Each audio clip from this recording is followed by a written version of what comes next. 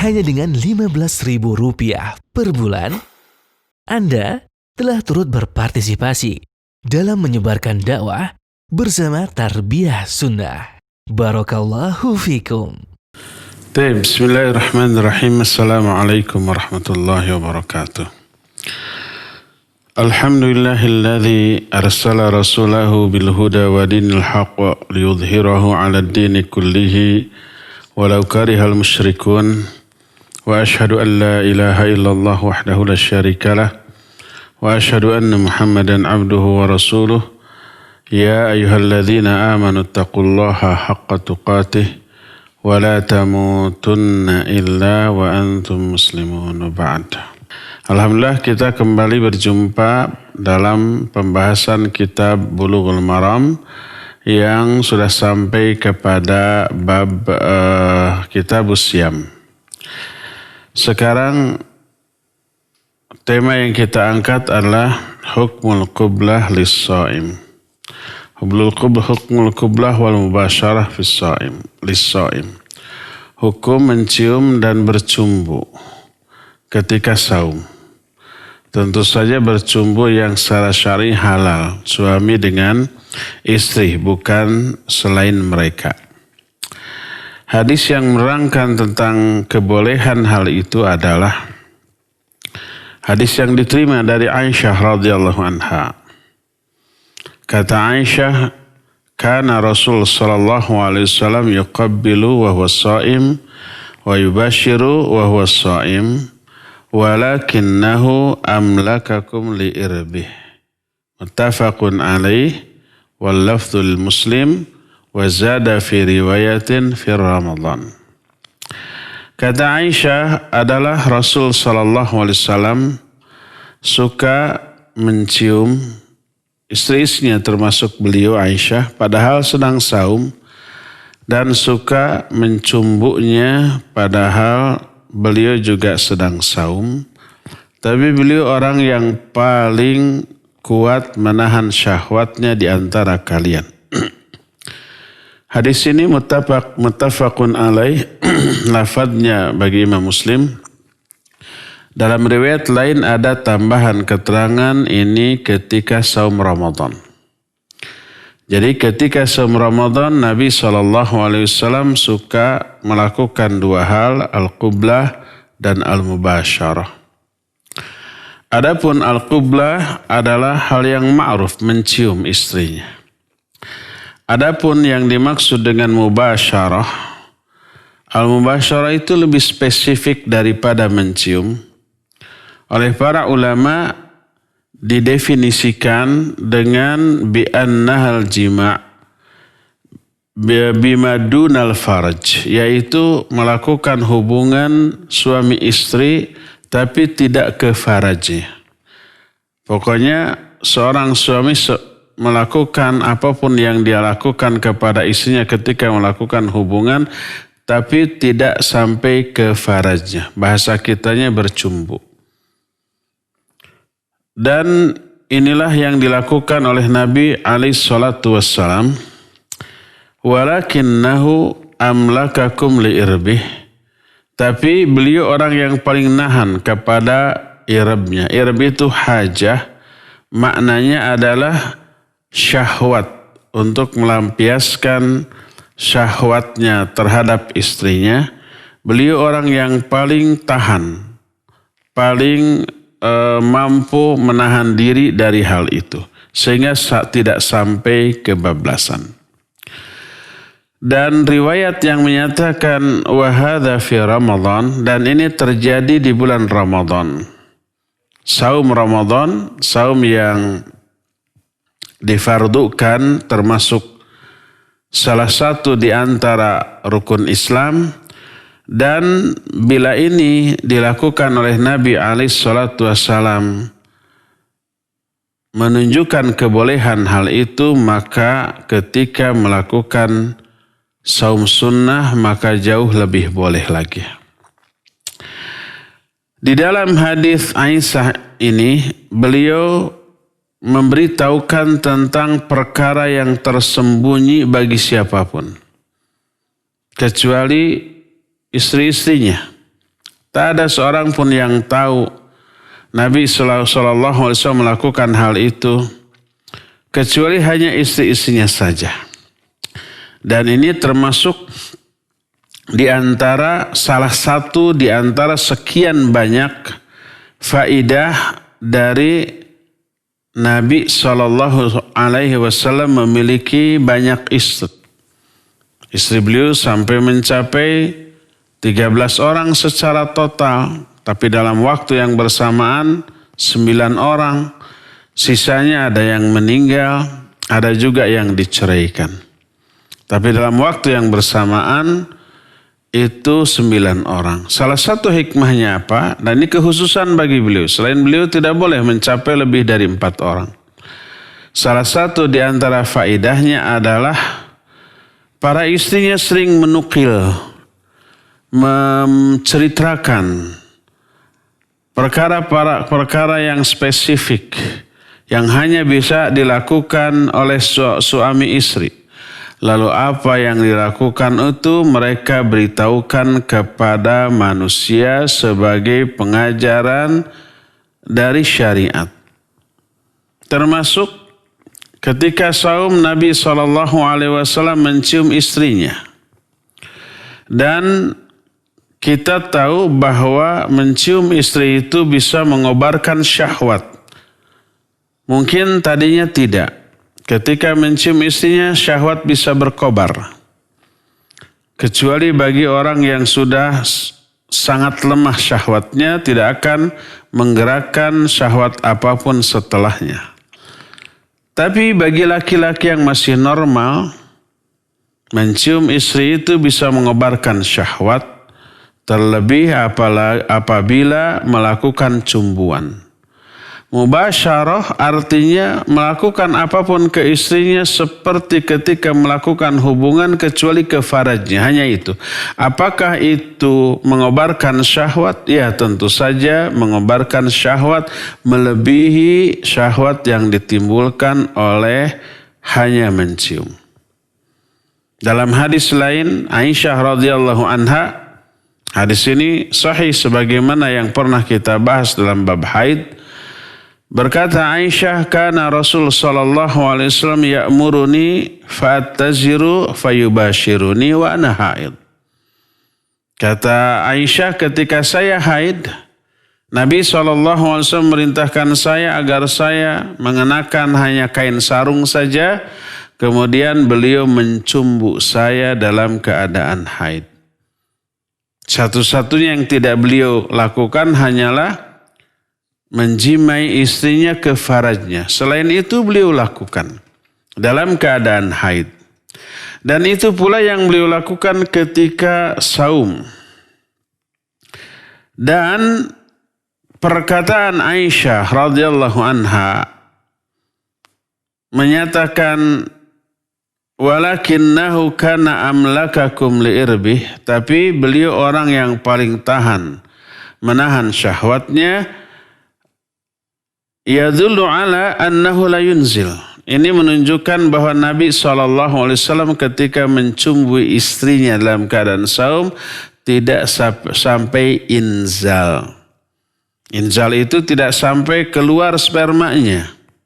Beliau tahan karena beliau orang yang sangat kuat menahan syahwatnya ketika itu.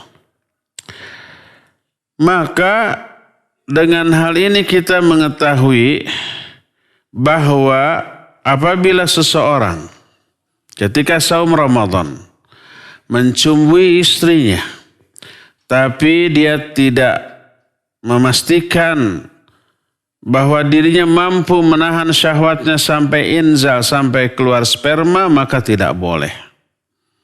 Maka dia tidak boleh melakukan hal itu apabila dia mengetahui dirinya bahwa dirinya itu tidak akan mampu menahan syahwatnya. Akhirnya sampai melakukan hubungan suami istri dengan sebenarnya sampai ke farajnya, atau tidak melakukan hubungan suami istri yang sebenarnya sampai ke farajnya, tapi dia bisa inzal, bisa keluar spermanya saat itu, maka hendaklah dia menghindarkan diri dari hal itu. kecuali apabila dalam keadaan saum sunnah.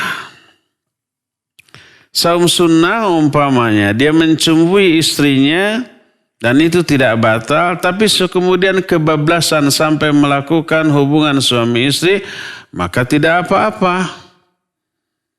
Tidak berdosa, tapi jelas batal. Tapi membatalkan saum sunnah secara sengaja tidak masalah. Umpamanya sudah saum nih, ba'da asar, kemudian dua-duanya sudah mandi lalu rileks santai, berbaring di tempat tidurnya, kemudian muncul syahwatnya salah satu atau kedua-duanya. Lalu mereka sengaja membatalkan saumnya hanya karena ingin melakukan hubungan suami istri. Kalau saumnya saum sunnah maka boleh, tidak apa-apa, tidak berdosa. Tapi ya saumnya batal. Tidak memperoleh pahala saum tersebut di hari itu. Ya. Atau saum fardu, saum yang wajib akan tetapi tidak diwajibkan untuk saum di hari itu atau dalam keadaan seperti itu. Tapi boleh saum. Hanya tidak wajib saum. Termasuk saum itu saum Ramadan. Tapi dalam keadaan itu dia tidak wajib. Contohnya dalam keadaan safar. Suami istri safar bareng-bareng di bulan Ramadan. Boleh nggak dia tidak saum? Boleh. Tapi mereka ternyata saum. Kemudian ketika sampai di kota lain, mungkin pakai pesawat, hanya 1 jam, 2 jam, walaupun jaraknya sangat jauh gitu ya. Kemudian setelah itu mereka pergi ke hotel untuk istirahat di siang hari sebelum sebelum maghrib. Kemudian mereka melakukan hubungan suami istri dan sengaja membatalkan hal itu karena ingin hubungan suami istri, maka boleh. Berkata Syekh Muhammad bin Shalih Al-Utsaimin rahimahullahu ta'ala, ketika menjelaskan masalah ini, idza kana siyamu fardhan fi halin la yulzimuhu siyamu fiha. Fa idza kana fardhan fi halin la yulzimuhu siyamu fiha falahu ayyaf'al. Kama law kana fi safar. Fa innal musafira lahu ayyuftira fi nahari Ramadan falahu ayyubashshira wa ayyuqabbila wa ayyujami'a aw ya'kula aw yashraba wala haraja alaih li'annahu ubiha lahu ayyaf'alah. Kata beliau, apabila seseorang sedang saum fardu tapi dalam keadaan yang sebenarnya tidak wajib bagi dia saum karena safar. Tidak wajib, tapi tetap dia saum. Apabila melakukan saum yang wajib di saat ketika dia tidak wajib saum, tapi dia tetap saum, maka dia boleh melakukan hal itu. Seperti contoh ketika safar, orang musafir boleh berbuka di siang hari Ramadan. Baik berbukanya dengan sengaja makan ataupun minum. Ataupun melakukan hubungan suami istri, maka tidak ada dosa baginya karena bagi dia seorang musafir dibolehkan untuk melakukan hal itu. Kecuali kalau niat safarnya hanya untuk itu, maka tidak boleh. Umpamanya suami istri pengantin baru sehari 2 hari ini, lalu saum Ramadan, tinggal di Bandung, lalu dia bilang kita ke Surabaya aja yuk. Biar safar. Kenapa? Ada keperluan apa? Nggak ada keperluan apa-apa kecuali hanya ingin melakukan hubungan suami istri itu. Kemudian mereka berangkat, setelah beres kemudian pulang lagi di hari yang sama, maka itu tidak boleh. Safar sengaja hanya untuk memperoleh rukhsah berbuka, maka tidak boleh. Tapi ini safarnya benar-benar ada keperluan dalam hal itu, ya.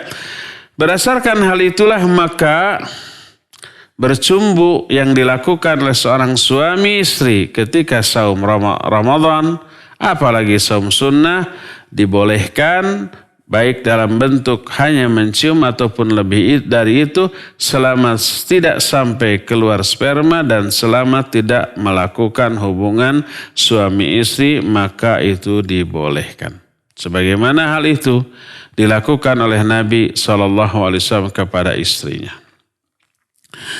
Dari hadis ini ada beberapa faidah yang bisa kita ambil. Faidah yang pertama adalah jawazul hadis amma yustahya minhu fi idharil haqq li fi'li Aisyah radhiyallahu anha haitsu takallamat bi amrin yustahya minhu fa innal mar'ata tastahi min hadha la siyama idza kanat turidu nafsuha kama tadullu alaihi riwayatul ukhra annahu yuqabbiluha. Lakin fi bainil haq la yanbaghi ayastahyal insan min ay syai'in. Pertama, hadis ini menerangkan dibolehnya membicarakan perkara yang sebenarnya memalukan. Privasi. Tapi liidharil haqq. Untuk menjelaskan kebenaran. Berdasarkan perbuatan Aisyah radhiyallahu anha ini, beliau berbicara tentang perkara yang sangat privasi dan membuat malu. Karena wanita umumnya malu tentang masalah ini. Pengantin baru umpamanya digonjak kata orang Sunda. Digonjak itu? Dihereuyan, dicandain. Gimana rasanya jadi pengantin baru? Apakah langsung dia dari mulutnya itu keluar semua perkara-perkara pribadi yang dia lakukan bersama suaminya yang baru? Tentu saja tidak. Malah merona, ya, malah memerah wajahnya karena malu. Ini jadi perkara yang membuat malu, terutama wanita. Terutama apabila dia yang menginginkan hal itu. Lebih agresif daripada suaminya. Sebagaimana ini ditunjukkan dalam riwayat lain. Tapi dalam rangka menjelaskan kebenaran, seseorang tidak boleh merasa malu. Innallaha la yastahi minal haqq. Allah itu tidak merasa malu untuk menjelaskan kebenaran. Sebagaimana diterangkan dalam riwayat lain tentang Ummu Sulaim radhiyallahu anha. Dia bertanya tentang seorang wanita yang mimpi basah. Itu adalah pengalaman dirinya. Bahwa tadi malam dia bermimpi. Sampai ya kasarnya bahasa kitanya mimpi basah. Tapi dia tidak tahu apakah wajib mandi ataukah tidak. Maka bertanya. Tapi sebelum bertanya ada muqaddimah terlebih dahulu. Dia berkata, Innallaha la yastahi minal haqq. Wahai Rasulullah, sungguhnya Allah itu tidak merasa malu tentang kebenaran. Hal alal mar'ati ghuslun idhah talamat. Apakah bagi wanita itu wajib mandi enggak apabila dia ihtilam? Apabila mimpi basah. Jadi intinya saya tadi malam itu mimpi basah. Dan ini perkara yang memalukan. Wajib mandi enggak kalau wanita mengalami itu? Maka beliau SAW menjawab na'am idza ra'atil ma. Ya, kalau dia melihat air.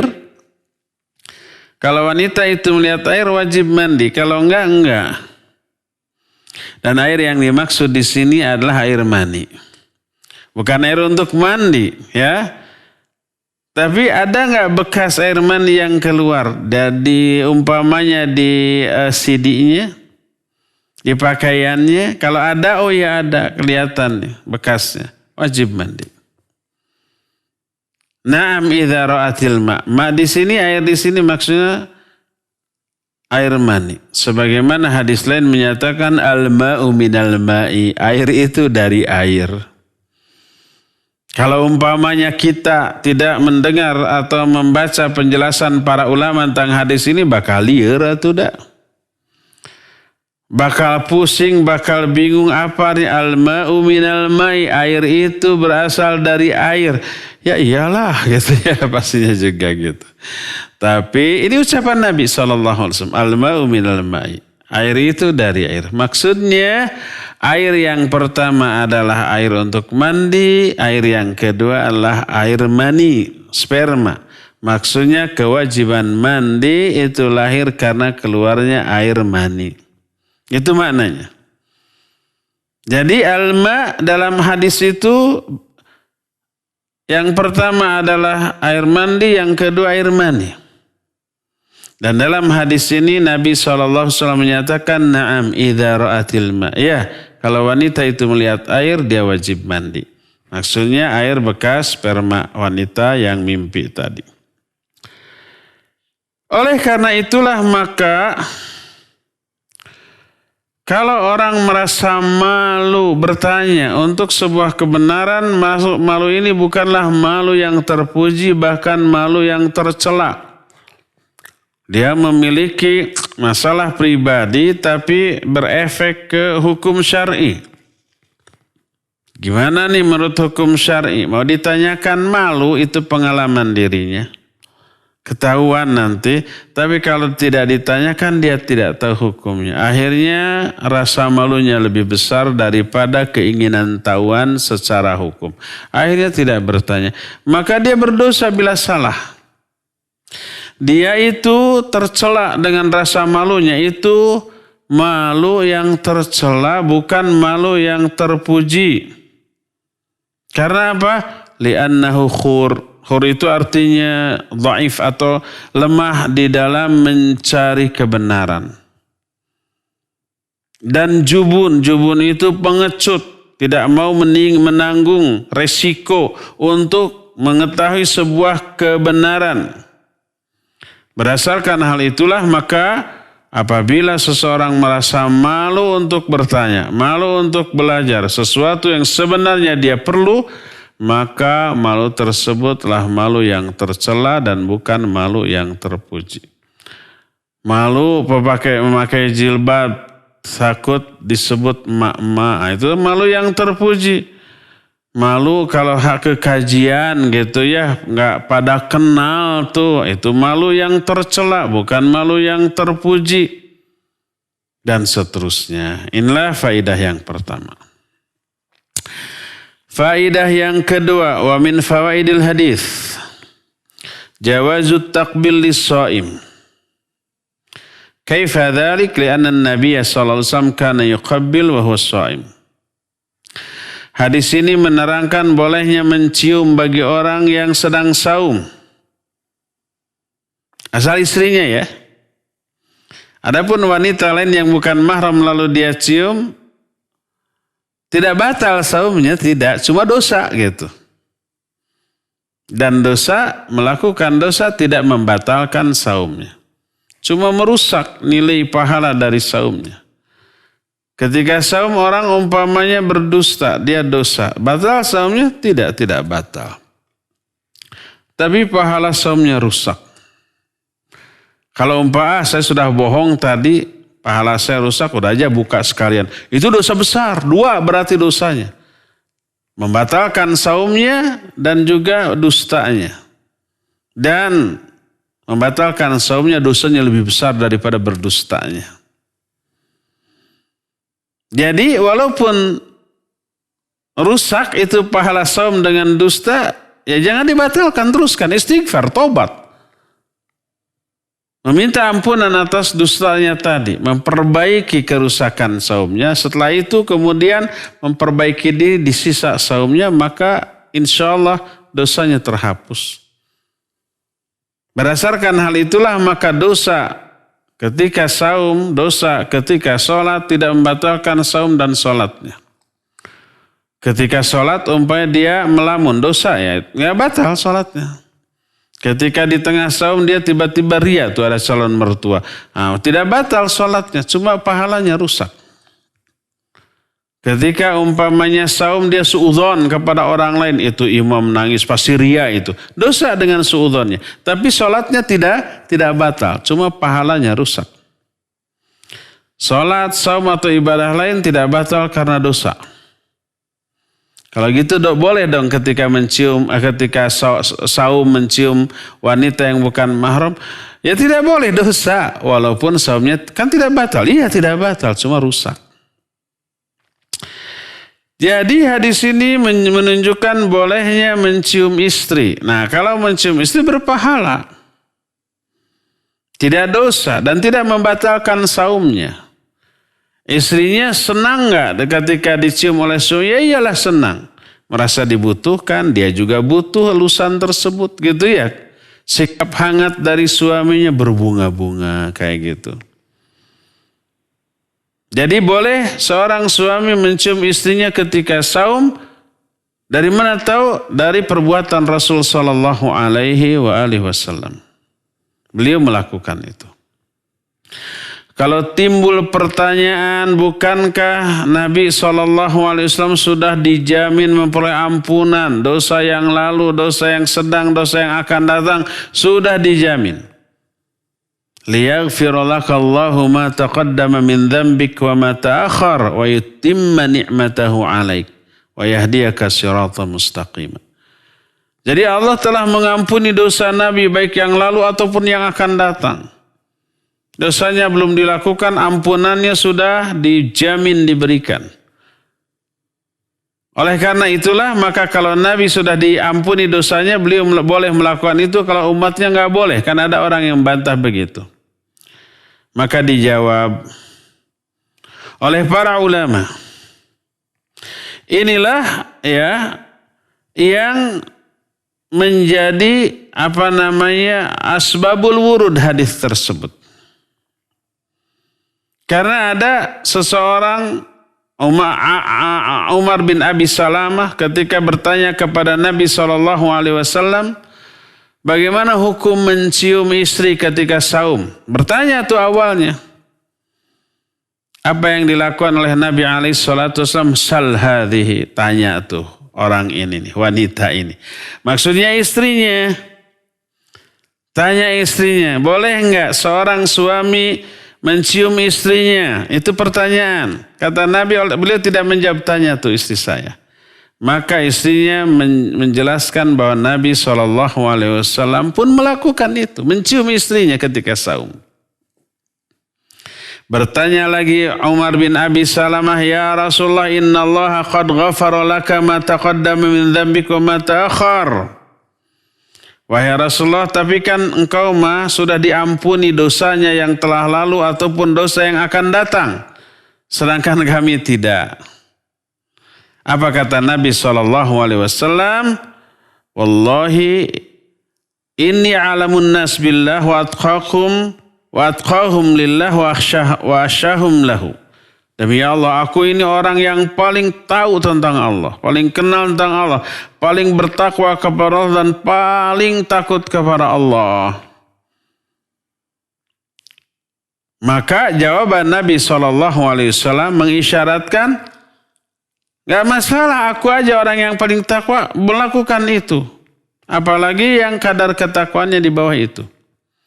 Dan hukum asal bagi umat Islam kepada Nabi SAW adalah at-ta'assi. Ta'assi itu iqtida. Iqtida itu mengikuti. Allah Azza wa Jalla menyatakan, laqad kana lakum fi Rasulillahi uswatun hasanah liman kana yarjullaha wal yawmal akhir.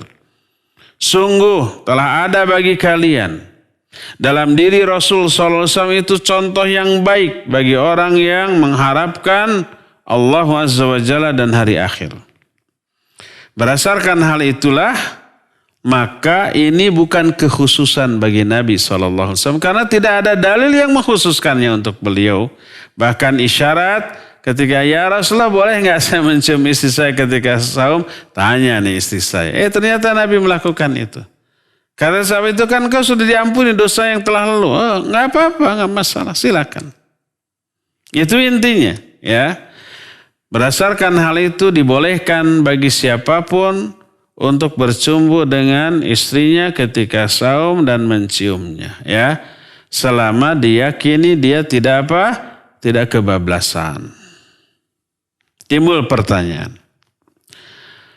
Kalau mencium dan mencumbu istri ketika saum itu dilakukan oleh Nabi SAW, bisakah ditarik kesimpulan bahwa sunnah dianjurkan ketika saum melakukan hal itu karena mengikuti Rasul SAW? Nabi juga kan melakukan itu, ya enggak? Apakah berarti sunnah ketika saum? Jadi resep saum teh. Jadi semangat saum teh. Sunnahnya ketika saum teh bercumbu dengan istrinya. Dipanggil, Bu besok saum yuk. Hayu. Nih sunnahnya ketika saum teh bercumbu. Nih ada hadisnya. Dibahas juga oleh Ustaz. Apakah bisa ditarik kesimpulan demikian? Dijawab tidak. Walaupun ada salah satu ulama yang berkesimpulan demikian seperti Al-Imam Ibnu Hazm rahimahullahu ta'ala. Dia berkata, innahu yustahabul insan ayuqabbila wa huwa sha'im li'annahu yu'jaru ala dhalik wa ayyubashira wa huwa sha'im wa yu'jaru ala dhalik. Kata Imam Ibnu Hazm rahimahullahu ta'ala, disunahkan bagi manusia untuk mencium istrinya ketika saum dan dia berpahala atas hal itu. Makin banyak ciumannya, makin banyak pahalanya. Dan disunahkan untuk bercumbu dengan istrinya ketika saum dan dia dipahalai atas hal itu. Itu Imam Ibnu Hazm rahimahullahu ta'ala.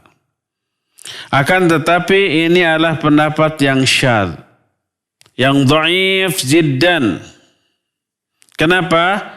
Lianna fi'lan Nabi sallallahu alaihi wasallam li hadza laysa ala sabil taqarrub wa ta'abbud lakinnahu bi muqtadal jumlah wa tabi'iyyah jabalah wa tabi'iyyah wa ma kana kadzalik fa innahu la yuqal innahu mustahab lakin fa'alahu fi siyam yadullu 'alal jawaz.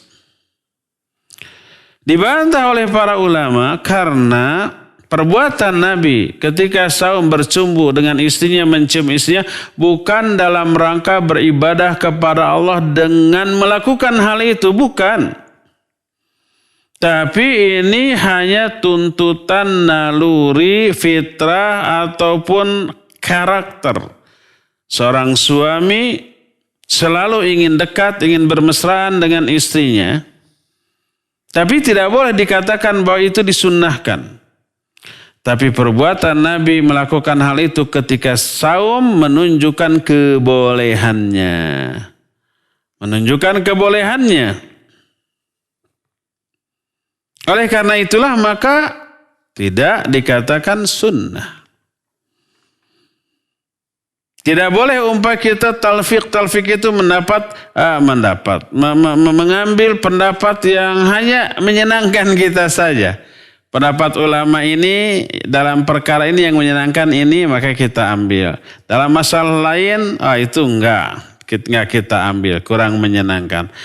Itu talfik, namanya talfik itu akhdul qaul bima yunasibul hawa. Mengambil pendapat sesuai dengan selera hawa nafsu.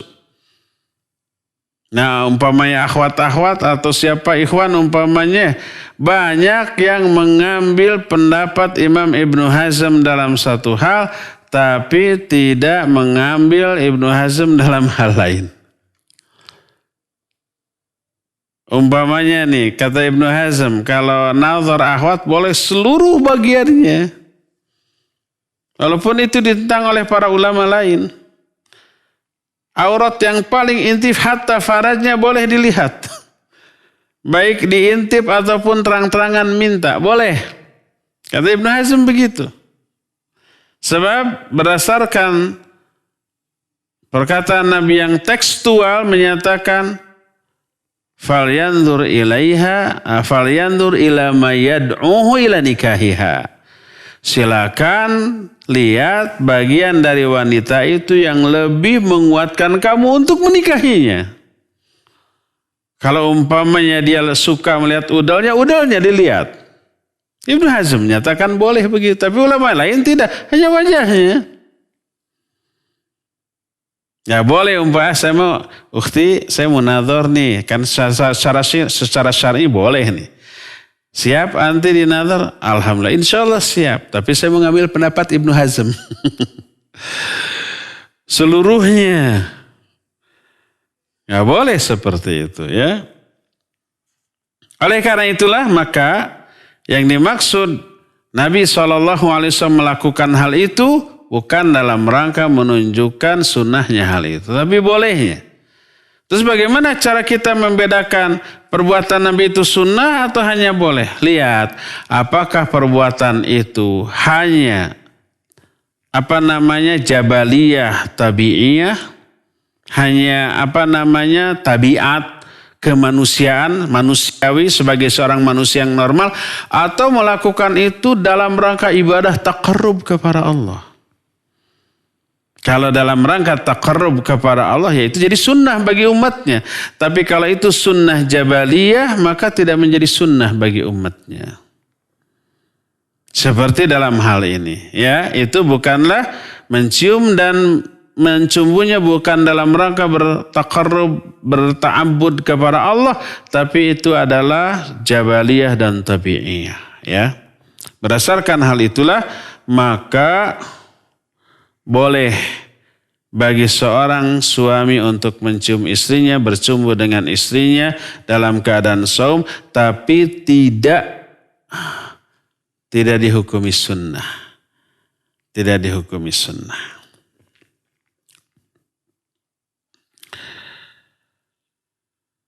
Lalu timbul pertanyaan, adakah yang membedakan, apakah terbedakan hukumnya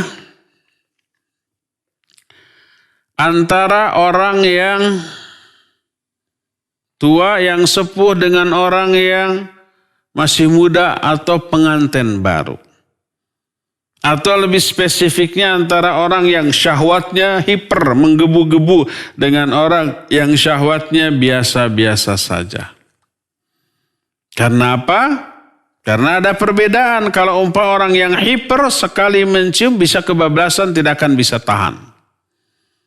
Tapi kalau orang yang biasa-biasa saja, maka dia akan mampu untuk menahan syahwatnya. Bolehkah hal tersebut? Ini diterangkan oleh para ulama tentang masalah tersebut. Di antaranya penjelasan dari Syekh Muhammad bin Shalih Al-Utsaimin rahmatullahi alaih. Beliau menyatakan wa fihi dalilun aidan ala annahu la farqa baina asy-syab wasy-syaikh. Wad dalil annana na'lamu anna Rasul sallallahu alaihi wasallam kana mimma hubbiba ilaihi an-nisa wa kana utiya quwwata 30 rajula. Wala syakka annahu yashtahi an-nisa wa ma'a dhalik yuqabbilu wa huwa sha'im wala farqa baina asy-syab wasy-syaikh. Kata beliau, di dalam hadis ini terkandung dalil, tidak ada perbedaan antara yang muda ataupun yang tua. Yang menjadi dalil apa? Yang menjadi dalil adalah kita mengetahui bahwa Rasul SAW termasuk orang yang diberi syahwat terhadap wanita. Dan beliau itu diberi kekuatan, kejantanan 30 orang laki-laki. Sebagaimana diterangkan dalam hadis sahih riwayat Imam Al-Bukhari dari Anas. Anas bertanya kepada Qatadah, kunna natahaddatsu annahu u'tiya quwwata 30. Kami berbicara, kami ngobrol-ngobrol. Para sahabat ini.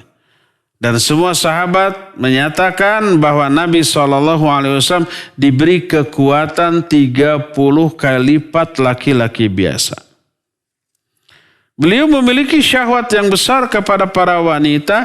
Sekalipun demikian beliau menciumnya dan mencumbui istrinya ketika saum.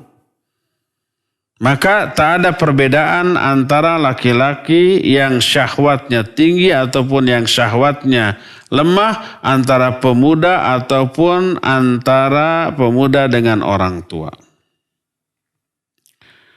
Adapun hadis yang diriwayatkan oleh Imam Abu Daud yang membedakan antara orang tua dan yang muda, kata Syekh Al-Utsaimin, ini dhaif, tidak bisa dijadikan hujjah. Hadisnya riwayat Imam Abu Daud, anna rajulan sa'alan nabiyya sallallahu alaihi wasallam anil mubasyarah lis-shaim fa rakhasa lahu wa atahu akhar fa sa'alahu fa nahahu fa idzal ladzi rakhasa lahu syekh wal ladzi nahahu syab. Jadi Nabi SAW didatangi oleh seorang lalu bertanya tentang hukum bercumbu dan mencium istri ketika saum. Oleh Nabi SAW lalu diizinkan, boleh. Ya Rasulullah, auqabbilu wa ana shaim, wahai Rasulullah, boleh enggak saya mencium istri padahal aku saum? Dikatakan boleh. Datang lagi orang, ya Rasulullah, auqabbilu wa ana shaim, boleh enggak saya mencium istri padahal saya sedang saum? Dijawab tidak boleh. Yang tadi boleh, yang ini tidak boleh. Para sahabat heran. Pertanyaannya sama, jawabannya berbeda. Lalu Nabi SAW menjelaskan bahwa yang tadi tua, yang ini mah muda. Kalau yang muda khawatir kebablasan maka tidak boleh. Kalau yang tua maka itu tadi dibolehkan. Kata Syekh Al-Utsaimin rahmatullahi alaih, wa fi isnadihi Abi Ambasa. Di dalam sanadnya ada rawi yang namanya Abul Anbasa, Haris bin Ubaid. Sakatu anhu. Para ulama ahli hadis tawakuf, diam, tidak berkomentar tentang hal ini.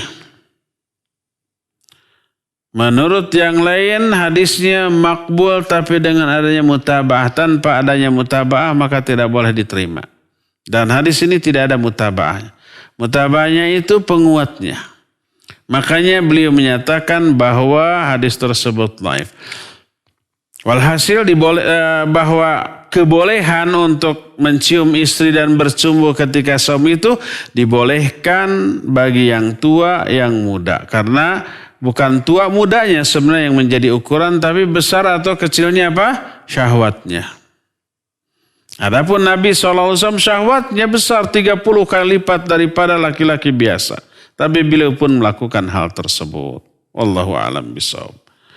Inilah faidah yang kedua. Faidah yang ketiga. Anna man la yamliku nafsahu fala yaf'alu hadzal fi'l liqauliha wa kana amlakakum liirbih faman lam la yamliku nafsahu bima'na annahu yakhsha in bashara alla yamlika nafsahu fayujami fa inna naqul la taf'al min hadza min babi saddid dzari'ah. Wan nasu yakhtalifuna fi quwwatil iman wa fi quwwati milkin nafs. Fa inna ba'dhan nas qad yamna'uhu imanuhu min tajawuzil halal ilal haram. Wa ba'dun nas yamna'uhu aidan malakahu nafsuhu wa in kana laysa quwwatil iman lakin al-mamnu ay ya'tiya dhalika rajulun la yastati' an yamlika nafsahu an fi'li syai' al-muharram. Ala kulli hal an-nasu yakhtalifun. Ketiga. Hadis ini menerangkan siapa orang yang tidak mampu menahan syahwatnya sebaiknya tidak melakukan hal itu. Jadi bukan dilihat dari besar sedikitnya syahwatnya, tapi mampu nggak menahan syahwat itu. Nabi besar tapi mampu menahan syahwatnya. Ada orang yang syahwatnya lemah, tapi daya tahan untuk menahan syahwat juga lemah. Berdasarkan perkataan Aisyah, Nabi itu orang yang paling kuat menahan syahwatnya. Maka siapa orang yang tidak mampu menahan diri, dalam arti dia khawatir kalau dia mencium istrinya akan kebablasan lalu melakukan jima, maka kita katakan jangan melakukan hal itu dalam rangka menutup pintu-pintu keburukan. Manusia itu berbeda dalam tingkatan iman dan dalam hal syahwat. Ada yang imannya kuat, syahwatnya kuat, imannya kuat seperti Nabi SAW, maka dia bisa menahan syahwatnya.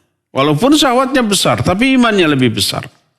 Ada yang syahwatnya biasa-biasa saja, tapi imannya tipis. Akhirnya kebablasan. Walhasil, dalam rangka untuk mencegah dia terjerumus ke dalam yang Allah haramkan, terjerumus ke dalam denda yang berat. Dendanya berat kalau melakukan hubungan suami istri ketika saum Ramadan apa? 60 hari berturut-turut saum tidak boleh putus tuh. Kalau sudah 58 hari saum selesai sempurna selamat pas 59 ternyata batal. Karena melihat si montong, aduh nggak kuat akhirnya batal. Diulang dari awal tuh. Yang 58 hari itu sudah terhapus. Diulang lagi dari awal. Mau gitu? Nggak mau begitu. Oleh karena itulah maka dalam rangka menghindari hal itu, sebaiknya menghindarkan mencumbu istri ketika saum, kecuali dalam batas-batas yang dia masih bisa menahan dirinya dari hal itu. Ya, inilah beberapa faidah yang bisa kita jelaskan. Insya Allah kita akan lanjut ke hadis yang lain di pertemuan yang akan datang. Cukup sampai di sini dan kita masuk ke sesi tanya jawab. Wassallallahu ala nabiyina Muhammadin wa ala alihi wa ashabihi wasallam. Silakan. Baik, syukran Ustadz atas pemaparan materi yang disampaikan di sore hari ini. Dan kepada para pendengar dan pemirsa, silakan bagi antum yang akan bertanya bisa melalui line telepon di nomor 0228686267 atau bisa melalui pesan singkat ke nomor 081122711476. Baik, tadi sudah ada penelpon yang masuk ya. Halo. Halo, assalamualaikum. Waalaikumsalam warahmatullahi wabarakatuh. Dengan Bapak siapa di mana? Dengan hamba Allah di Bandung. Ya, silakan Bapak. Ustaz, Iya. saya mau bertanya. Tadi dikatakan sunnah jabaliyah. Apa itu dengan sunnah jabaliyah itu? Pengertiannya bagaimana? Iya. Dan yang kedua Ustaz, bagaimana hukumnya kalau bercumbu tapi tidak keluar mani, apakah wajib mandi gitu? Iya. Bercumbu atau berhubungan, Pak? Bercumbu. Iya. Syukran Ustaz. Iya, afwan. Khair. Wa jazakallahu khairan. Assalamualaikum Ustaz. Waalaikumsalam warahmatullahi wabarakatuh. Siapa? Di mana? Hamba Allah di Bandung. Hamba Allah di Bandung. Barakallahu fiik. Ada dua pertanyaan. Pertama, apa yang disebut dengan sunnah jabaliyah?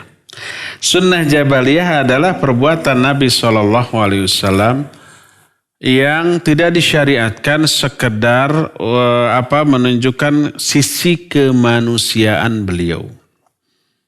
Seperti tadi, ya, mencium istri, bercumbu dengan istri ketika saum itu bukan sunnah syariah.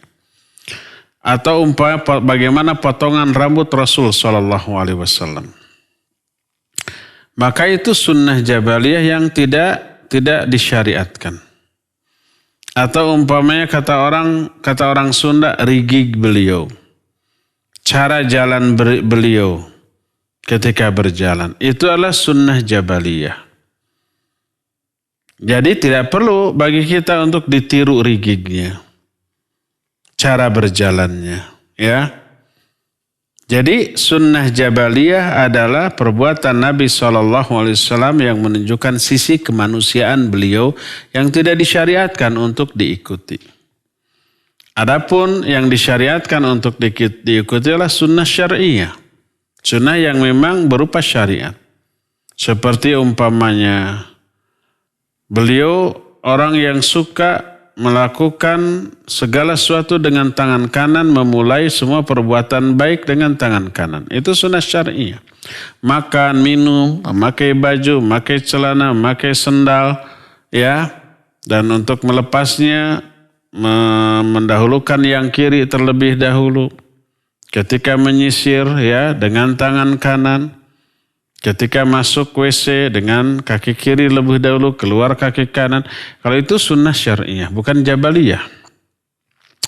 Karena kalau manusia pada umumnya nggak peduli mau kiri mau kanan mau cabrak, nggak masalah, nggak dipikir, nggak peduli. Tapi ini tuntunan Nabi SAW yang diikuti. Ya, itulah perbedaan antara sunnah jabaliyah dengan sunnah syariah. Kedua, bagaimana kalau bercumbu tapi tidak inzal, tidak keluar sperma? Apakah wajib mandi? Tidak wajib mandi. Tapi kemudian keluar madhi umpamanya. Maka hukum keluar madhi tidak wajib mandi, tapi madhinya najis. Hukum madhi itu tak ubahnya seperti hukum air kencing. Air kencing hukumnya najis, tapi kalau keluar tidak wajib mandi. Sebaliknya kalau air mani tidak najis, tapi kalau keluar wajib mandi, sengaja ataupun tidak. Oleh karena itulah maka berbeda antara hukum air mani dengan air madhi. Orang ketika bercumbu dengan istri, mungkin nggak keluar air madhi? Mungkin. Jadi syahwatnya sudah naik, kemudian sebagai tanda bahwa syahwatnya naik keluar air madhi. Bukan mani. Kalau madhi nggak bisa ditahan. Dan keluarnya hanya sedikit, ya, seperti tetesan air mata saja. Bentuknya ya kental juga, bening. Keluar itu adalah najis, wajib dicuci. Kalau ke badan wajib dicuci, kalau ke celana wajib si celananya itu dicuci. Tapi tidak wajib mandi. Dan membatalkan wudhu, kalau sudah wudhu bercumbu dengan istri lalu keluar air madhi, ya batal wudhunya. Dan air madhi keluarnya madhi menunjukkan syahwatnya sudah naik. Apapun penyebabnya. Baik umpamanya kalau yang sudah punya istri bercumbu dengan istrinya. Atau umpamanya dia menghayalkan hal-hal yang bisa memancing syahwatnya. Merangsang syahwatnya. Bisa keluar madhi? Ya bisa keluar madhi. Maka itu najis. Harus dicuci. Kalau kena celana ya cuci celananya. Kalau kena bagian tubuh pahanya umpamanya wajib dicuci pahanya. Ya, tapi tidak wajib mandi. Itu sedikit madhi itu keluarnya. Tapi kalau mani keluarnya banyak, ketika keluarnya ada rasa dan itu mewajibkan mandi, tapi air mani tidak najis.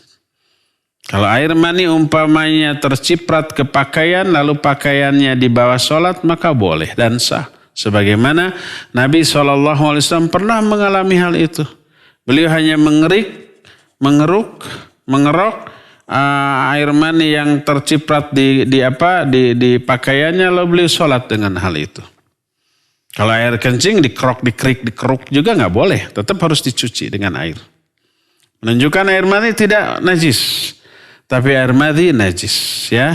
Jadi kalau bercumbu hanya keluar madhi, tapi tidak keluar mani tidak wajib mandi. Tapi air madhinya wajib untuk dibersihkan.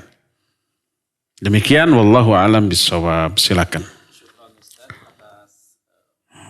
Jawabannya. Dan kita kembali ke penelpon di nomor 0228686267. Ya, silakan sudah masuk. Assalamualaikum warahmatullahi wabarakatuh. Waalaikumsalam warahmatullahi wabarakatuh. Silakan. Di mana siapa Bu?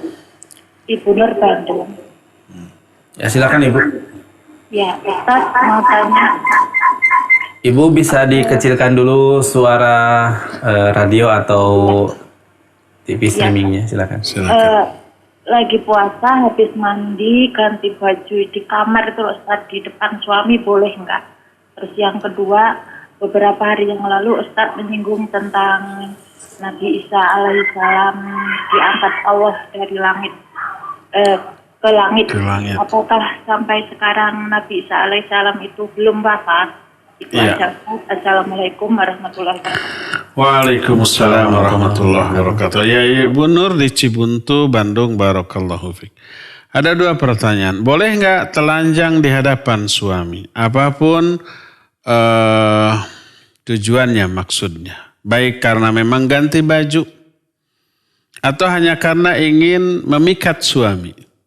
Suami ini sudah lama umpamanya cuek hari-hari. Akhirnya dia memikat suami dengan cara bertelanjang di hadapan suami.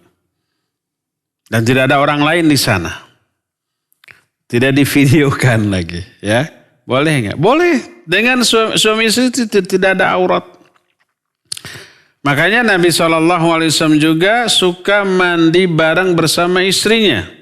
Otomatis tidak berpakaian apa-apa. Saling melihat seluruh auratnya, iya. Nggak mungkin sambil merem. Jadi seorang istri boleh untuk membuka seluruh auratnya di hadapan suaminya. Baik sengaja ataupun tidak sengaja, hanya karena mau ganti baju saja gitu ya. Ganti pakaian saja. Atau sengaja memang mau memikat suaminya. Agar suaminya tertarik, syahwatnya muncul, kemudian menggaulinya. Maka boleh apa tidak? Bukan boleh, itu membuat suami senang, itu adalah ibadah yang sangat agung. Seorang istri harus selalu upaya meraih ridho, kesenangan suami terhadap dirinya, ya. Dan itu salah satu di antara tanda-tanda wanita terbaik, wanita ahli surga. Khairun nisa imra'atun idza nadharta ilaiha sarratska. Wa idza amartaha ata'atska.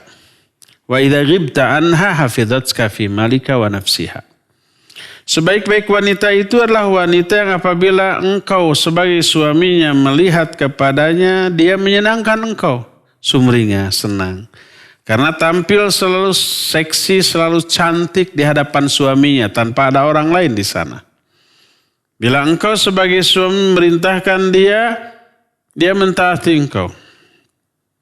Dan bila engkau tidak ada di hadapan dia, dia memelihara kehormatan dirinya dan memelihara hartamu. Jadi itu sesuatu yang apa? Yang menyenangkan suami, ya, itu ibadah, ya, dibolehkan. Baik sengaja ataupun tidak sengaja, selama tidak ada lelaki lain di sana. Itu pertanyaan yang pertama. Pertanyaan yang kedua, Nabi Isa sekarang ada di mana? Ya, di langit. Sudah wafat apa belum? Belum. Dan suatu saat akan Allah turunkan lagi ke muka bumi. Salah satu misinya adalah apa? Membunuh Dajjal laknatullahi alaih. Setelah itu baru menegakkan Al-Quran dan As-Sunnah dalam sisa hidupnya. Nabi Isa belum wafat. Allah mengangkat beliau ke langit dan sampai sekarang ada di sana. Dan kelak akan turun kembali. Setelah turun dan misinya selesai, maka baru beliau wafat dan disolatkan oleh seluruh kaum muslimin. Wallahu a'lam. Silakan lagi. Jazakallahu khairan atas jawaban yang diberikan. Kita beralih ke penanya melalui pesan singkat. Dari hamba Allah di Gresik. Assalamualaikum warahmatullahi wabarakatuh. Saat kita selesai berhubungan suami istri tapi belum sempat mandi junub, sudah keluar haid, apakah kita harus tetap mandi junub atau menunggu setelah haidnya selesai, Ustaz? Jazakallahu khairan. Silakan. Iya, seorang istri melakukan hubungan suami istri saat masih suci, belum haid. Itu hari terakhir dia suci, ya. Suaminya memburu-buru, "Hai, keburu haid nanti, keburu haid," gitu. Akhirnya dia melakukan hubungan. Beres, belum mandi, ya. Ternyata dilihat keluar darah. Apakah dia wajib mandi ataukah tidak? Ataukah boleh menunggu berhentinya haid? Berarti mandinya seminggu lagi gitu. Selama seminggu apa? Nggak mandi-mandi. Ya mandilah, ya, minimal cuci. Tapi ya jelas dia wajib mandi untuk junubnya, ya. Sebenarnya kewajiban mandi itu hanya terkena apabila dia mau melakukan ibadah yang mewajibkan suci dari hadas ataupun dari najis. Ketika umpamanya belum ada kewajiban itu, maka tidak ada kewajiban mandi. Seperti wanita yang haid. Selama haidnya dia tidak wajib sholat. Maka selama haidnya tidak wajib mandi untuk sholat.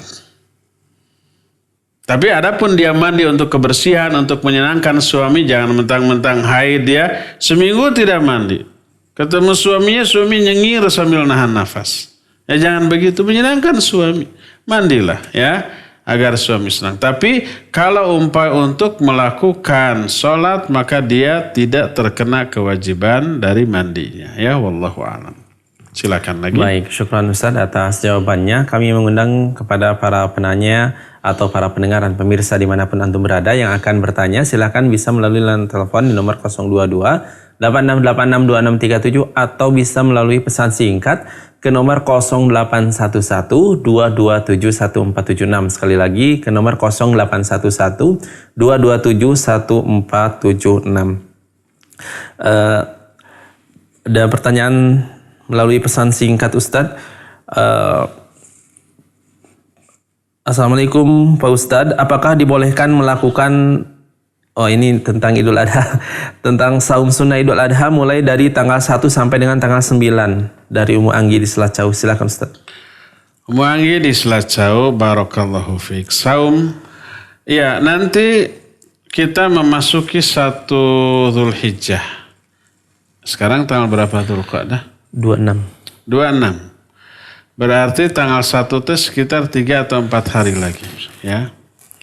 Taib. Tanggal 1 sampai tanggal 8 silakan, atau sampai tanggal 7 silakan melakukan saum sunnah mutlak. Kalau umpama Senin Kamis yaitu saum sunnah muayyan yang sudah ditetapkan dari sana sebagai saum sunnah Senin Kamis. Di luar Senin Kamis baik itu hari Selasa, hari Rabu, hari Jumat, asal disambung dengan Kamisnya ya. Hari Ahadnya silakan saum. Tapi saum sunnah mutlak. Karena hari-hari tersebut hari dilipat gandakannya pahala. Amal soleh lebih dicintai oleh Allah di hari itu dibanding hari-hari yang lain. Tanggal 8-nya salat. Tanggal 8-nya adalah sunnah. Tanggal 9-nya adalah saum sunnah Arafah. Silakan. Niat itu sudah muayyan. Muayyan itu saum sunnah yang sudah ditentukan oleh syariat. Siapa orang yang melakukan saum Arafah maka akan diampuni dosanya setahun yang lalu dan setahun yang akan datang. Itu muayyan. Lakukan saum sunnah pada tanggal 9. 1 sampai tanggal 8 silakan melakukan saum sunnah mutlak kalau bukan Senin Kamis. Di hari Senin Kamisnya saum sunnah muayyan. Maka pahalanya akan dilipat gandakan. Jadi tidak ada yang namanya saum Dzulhijjah, tidak ada. Yang ada saum Arafah. Ya, boleh nggak tanggal 1 dan sampai 8-nya saum? Boleh. Kalau itu pas Senin Kamis lakukan saum sunnah Senin Kamis. Kalau bukan Senin Kamis baik Selasa, Rabu atau yang lainnya lakukan saum sunnah mutlak dan pahalanya tetap dilipat gandakan. Wallahu a'lam. Silakan lagi. Baik, syukran Ustaz atas jawabannya dan kembali ke pemirsa yang menyimak melalui channel YouTube. Dari Pak Denny di Bekasi mau bertanya, apabila pada bulan puasa melakukan jima dengan istri, maka apakah yang kena kafarat hanya suami saja atau istrinya juga Ustaz? Dan salahkah kalau mengambil kafarat memberi makan orang miskin? Silakan. Baik, barakallahu fiik. Pak Denny di Bekasi. Jangan-jangan di Cikarang. Sekarang kan Bekasi juga ya. Jadi Setiawan. Kalau melakukan hubungan suami istri di bulan Ramadan, siapa yang kena? Ulama ikhtilaf.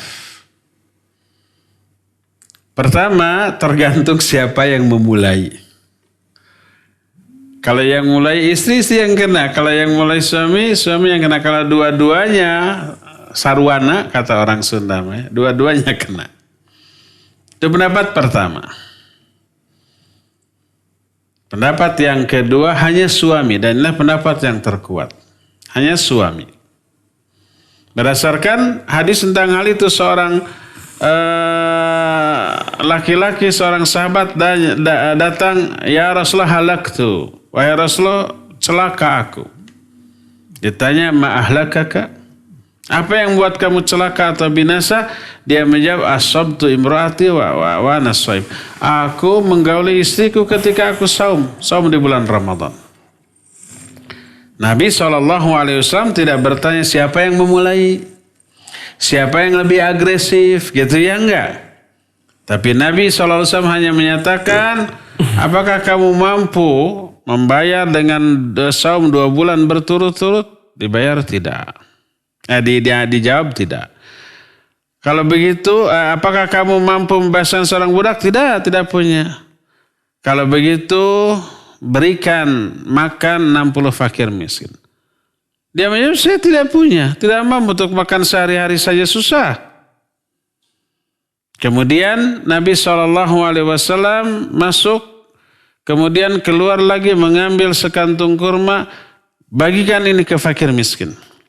Kata orang itu, tidak ada orang yang lebih miskin daripada aku. Lalu beliau tertawa, kalau begitu berikan ini sebagai nafkah bagi istrimu. Sudah. Nabi SAW tidak bertanya apakah istrimu itu yang memulai atau kamu. Tidak menyatakan perintahkan istrimu untuk saum 60 hari berturut-turut. Mungkin dia mampu. Enggak. Hanya kepada dia. Menunjukkan bahwa yang terkena kewajiban itu dia. Suami saja. Istrinya tidak. Dan ini pendapat yang lebih rajih, lebih kuat. Tapi ini tidak boleh dijadikan alasan oleh para istri. Tiap hari sini. Saya mah gak kenal lah kewajiban saum 2 hari, 2 bulan berturut-turut. Hayo setiap hari suaminya dipaksa. Gak boleh. Berdasarkan hal itu yang terkena kewajiban hanyalah suaminya. Adapun istrinya maka tidak. Ya, wallahu a'lam. Silakan. Jawabannya, dan kita ke penanya melalui pesan singkat dari hamba Allah di Kalimantan Timur Bontang. Ustadz, Assalamualaikum. Saya mau sedekah sama tetangga saya yang janda, tapi jadi kurang semangat karena mereka jauh dari agama. Apalagi anak perempuannya waktu azan maghrib masuk malah nongkrong-nongkrong. Tidak ada dorongan sama sekali untuk sholat. Ini sudah berlangsung lama. Bagaimana pandangan Islam dengan sikap saya ini? Apakah berdosa, Ustadz? Silakan. Barakallahu fiik. Kita sudah pernah jelaskan bahwa menyantuni janda-janda yang sudah tua termasuk amal soleh yang luar biasa. Disebutkan kafilul yatim wal armilah. Orang yang memberikan santunan kepada anak yatim dan janda-janda tua. Aku dan dia ana wa huwa kahatain. Seperti ini nanti di surga. Dekat. Dan itu menunjukkan keutamaan untuk memberikan subsidi bantuan mukafaah kepada anak-anak yatim dan janda-janda tua. Nabi SAW tidak menyebut janda yang muslim atau muslimah. Asal janda saja. Dan amat sangat mungkin ini bisa menjadi jalan hidayah bagi dia. Ya, kalau ada uangnya, budget untuk infak sedekah itu terbatas. Terus ada beberapa janda. Maka prioritaskan janda-janda yang taat terlebih dahulu. Janda-janda tua yang kelihatan sholatnya rajin. Kalau ada pengajian ke masjid selalu dia datang. Itu prioritas. Supaya apa? Supaya infak yang kita berikan kepada dia jadi tulang, jadi daging, jadi tenaga. Dipakai ibadah. Lebih efisien. Lebih bermanfaat. Andai tidak ada lagi, semua yang ahli ibadah itu sudah cukup. Hanya ada janda tua yang tidak ada yang menafkahi, tetapi dia tidak umpamanya jauh dari agama, nggak masalah.